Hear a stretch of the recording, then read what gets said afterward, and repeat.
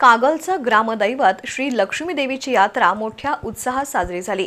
महाशिवरात्रीनंतर येणाऱ्या पहिल्या शुक्रवारी ही यात्रा भरते। राष्ट्रीय महामार्गालगत असलेल्या श्री लक्ष्मी देवीच्या दोन्ही मंदिरांमध्ये दर्शनासाठी भाविकांनी गर्दी केली होती। महाराष्ट्र आणि कर्नाटक राज्यातील भाविकांचं तसंच राष्ट्रीय महामार्गावरील वाहन चालकांचं श्रद्धास्थान असलेल्या कागलच्या लक्ष्मी देवीची यात्रा आज मोठ्या उत्साहात पार पडली।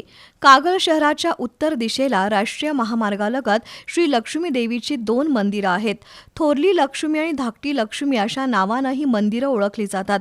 ही मंदिरं 16व्या शतकातील असल्याचं सांगितलं जातंय।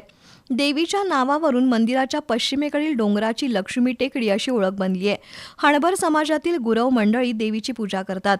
थोरली लक्ष्मी ही हणबर समाजाचं कुलदैवत आहे। यात्रेवेळी थोरल्या लक्ष्मीला खारा नैवेद्य दाखवला जातो, तर महामार्गाशेजारी असलेल्या धाकट्या लक्ष्मीला गोडा नैवेद्य दाखवला जातो। यात्रा आणि दसऱ्यात देवीची पालखी डोंगरावर नेली जाते। पालखीची व्यवस्था नाईक घराण्याकडून केली जाते। यात्रेनिमित्त आज गावातून वाजत गाजत पालखी नेण्यात आली। सायंकाळी 5 वाजता आतषबाजीत पालखी परत गावात आली। यात्रेनिमित्त दोन्ही मंदिरात सकाळपासून भाविकांनी गर्दी केली होती। पूजेचं साहित्य, मेवा, मिठाई, खेळण्यांचे स्टॉल्स मांडण्यात आले होते। यावेळी महाप्रसाद आणि आंबील वाटप करण्यात आली।